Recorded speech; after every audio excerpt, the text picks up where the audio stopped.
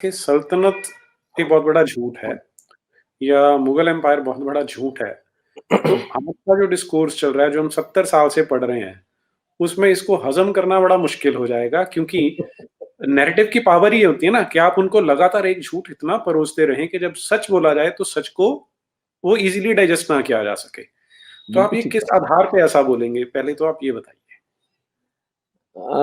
हम चाहे नाज़ियों से कितनी भी घृणा करें, लेकिन हमें एक बात माननी पड़ेगी कि वे बहुत प्रज्ञावान पुरुष थे। ठीक है, वो दूसरों को कंट्रोल करना चाहते थे, उन्होंने इतनी हिंसा की, वो तो बिल्कुल गलत थी बात, लेकिन वे इंटेलिजेंट लोग तो थे। तो गोबल्स ने कहा था ना कि एक झूठ को आप 100 बार प्रचारित करेंगे, तो वो सत्य बन जाएगा। वही हमारे साथ हुआ। कैसे सिद्ध करूँगा? आप गूगल करें तुगलक एम्पायर का एक मैप, इस वक़्त अगर जो हमारे दर्शक देख रहे हैं। आपको जो मैप दिखाया जा रहा है, उसमें मेवाड़ कहीं है ही नहीं। जो भी 100 सवा 100 साल की तुगलक शासन था, उस पूरे शासन में मेवाड़ का चित्र आपको गूगल के मैप पे मिलेगा ही नहीं।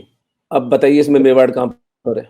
और जी। मेरा मेरा सपना है कि कोई उड़िया व्यक्ति या कोई भी व्यक्ति, उड़िया का कोई एकाधिकार नहीं है, कोई भी व्यक्ति किसी दिन कलिंग राज्य जाने का इतिहास ज़रूर लिखे कि कितने महापुरुष, हुँ, कितने वीर पुरुष थे वो लोग। हुँ, अब मोहम्मद बिन तुगलक नाम का एक तुगलक राजा होता है। हुँ, आपको जो महारानी पद्मिनी का जो किस्सा है वो तो पता ही है कि 1301 के अंदर वो जो चित्तौड़ का जो अलाउद्दीन खिलजी ने जो अधिग्रहण किया था, जी। तो पद्मिनी ने जौहर किया था, उनके साथ 20,000 या 30,000 कुछ स्त्रियों ने और जौहर किया था। खिलजी पूरे विध्वंस करके गया था, उसके बाद में तुगलकों का शासन आ गया था। तुगलक ने एक जालौर के राजा थे, उनको वहां पर अपना सूबेदार नियुक्त किया था। महाराणा हम्मीर सिंह नाम के व्यक्ति होते हैं एक, जो कि राजघराने के ही थे मेवाड़ के, और वो कैलवाड़ा में बड़े होते हैं और वहीं पर उनको उनके पिता थे अरी सिंह। ये मेवाड़ राजघराने की कहानी सुना रहा हूं मैं आपको। जी। फिर वे गुजरात जाते हैं और वे वहां उनको एक चारणी मिलती है, बरवड़ी देवी, वो उनको आशीर्वाद देती हैं। ये सब डॉक्यूमेंटेड है। वीर विनोद जो हमारी जो किताब है उसमें श्यामल दास जी की लिखी हुई, जिस वो पुस्तक जिसमें मेवाड़ का राजाश्रय मिला हुआ इतिहास लिखा हुआ है।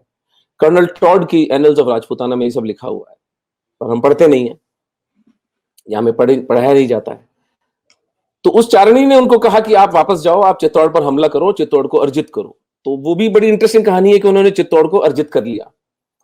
तो ये जो मालदेव जी जो सूबेदार थे, जो तुगलक जिनको नियुक्त करके गए थे चित्तौड़ के, वो जाकर पहुंचे गुहार लगाने तुगलक के पास कि एक हमीर है, उसने चित्तौड़ पर कब्जा कर लिया है। तो तुगलक अपनी सेना लेकर और जालौर की सेना के साथ मिलकर हमीर पर हमला करने के लिए आता है। महाराणा हमीर सिंह सिंगोली नाम की जगह पर रात में उस पर हमला करते हैं।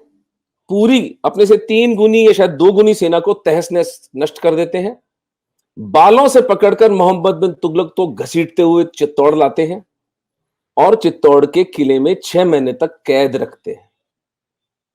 ये जो तुगलक डायनेस्टी का जो मैप आपने देखा है, उसके एक तुगलक की दशा आपको सुना रहा हूं, और मेरी चुनौती है कि कोई इस बात को गलत सिद्ध कर दे। मैं चुनौती दे रहा हूं सार्वजनिक मंच से। महाराणा हमीर सिंह 6 महीने तक मोहम्मद बिन तुगलक को अरेस्ट करके रखते हैं चित्तौड़ के किले में। तो ये एक उदाहरण आपको मैंने दिया। ऐसे ऐसे दर्जनों उदाहरण मुझे पढ़ने को मिले। महाराणा सांगा भी खिलजी था, कोई उसको पकड़ के लाए थे। आपके महाराणा कुंभा मालवा का सुल्तान था महमूद खिलजी, उसको 6 महीने तक गिरफ्तार करके रखा था। तो ये दिल्ली सल्तनत थी साहब आपकी, जिसके सुल्तान जो थे वो जानवरों की तरह रखे जाते थे चित्तौड़ के किले में, और उनपे दया खाके हमारे जो मेवाड़ के सिसोदिया महाराणा थे, वो तरस खाके उनके ऊपर छोड़ देते थे उन्हें। और इसके भी मैं एक पुस्तक लिख रहा हूं एक्चुअली, मेवाड़ के महाराणा और उनका इस्लाम से विरोध। जी। क्योंकि आपको पूरे इतिहास में एक ऐसा कोई घराना नहीं मिलेगा जो इस तरह से लड़ा। तो इस झूठों की श्रृंखला चलती है। दिल्ली सल्तनत यमुना से लेकर मेहरौली तक थी।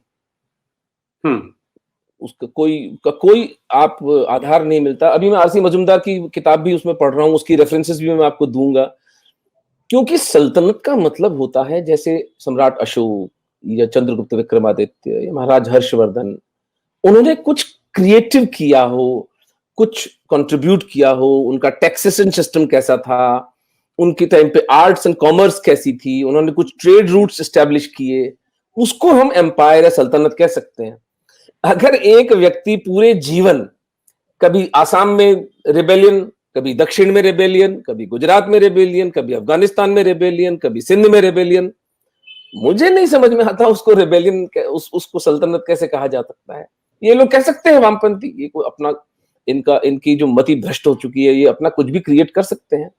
लेकिन अगर एक रैशनल माइंड से, एक संतुलित बुद्धि से सोचा जाए, तो ये कोई सल्तनतें वल्तनतें नहीं थी, ये डाकू लुटेरे थे जो मर्सनरीज की यानी किराए के सैनिकों की एक फौज बनाकर आते थे, प्लंडर करते थे, लूट करते थे, हमारी बच्चियों का, हमारे बुजुर्गों का शील भंग करते थे, और जो पैसा होता था वो लूट लाट के चले जाते थे। तो इन्हें सल्तनत कहना हमारे बुजुर्गों का, हमारे पुरखों का अपमान है। इसमें एक और जो इन्होंने बहुत स्मार्टली काम किया कि सल्तनत पीरियड बना दिया। देखिए, आप जब तुगलक बता रहे हैं, उससे पहले खिलजी थे। 15-20 वर्ष खिलजी रहते हैं, 15-20 वर्ष तुगलक रहते हैं, तो कभी एम्पायर तो हो नहीं सकती, लेकिन उनको क्लब कर देते हैं, तो एक ऐसा एक फिक्शनल एक वो परसेप्शन बनने लगती है कि शायद कुछ एम्पायर जैसा कभी रहा हो। और दूसरी नहीं, चीज, तुगलक 70-80 साल रहे थे, जैसे 3-4 थे, फिरोज शाह तुगलक था, मोहम्मद बिन तुगलक था, और एक तुगलक और था। तीनों के तीनों को मेवाड़ महाराणाओं ने गुलाम बना के रखा था। मजे की बात ये है, मतलब मेरा निवेदन ये है कि जिस मुगल एम्पायर की दुहाइयां दे रहे हो भैया, उनको कभी चैन से भोजन भी नसीब हुआ क्या इस देश में? इस हद तक हिंदुओं ने उनके साथ संघर्ष किया, उनकी दास्ता तो स्वीकार नहीं की ना। आप उसको एम्पायर किस दृष्टि से, किस तत्व से, किस तर्क से बता रहे हो? हमें इतना समझा दो। मैं तो एक नया ही डिबेट शुरू कर रहा हूं। ये एम्पायर्स थे ही नहीं, ये लुटेरे थे, और ये लुटेरों से हमारे राजा सतत संघर्ष कर रहे थे, और वो थोड़ा अनइक्वल सा संघर्ष था। उस पर हम बाद में आएंगे कि वो अनइक्वल सा संघर्ष क्यों था, क्योंकि हम सभ्य लोग थे। हम रात को 5 बजे बाद लड़ाई नहीं करते थे, हम स्त्री बच्चों पर प्रहार नहीं करते थे, हम किसानों पर, आर्टिजन्स पर, आम जनता पर कभी हम लोगों ने हमले नहीं किए, ये लोग करते थे। तो इस सब फैक्टर्स को, यानी एक हाथ से पीछे बांध के बॉक्सिंग करनी पड़ती थी हमारे हिंदू योद्धाओं को। तो it was an unequal war, but it was a war nevertheless.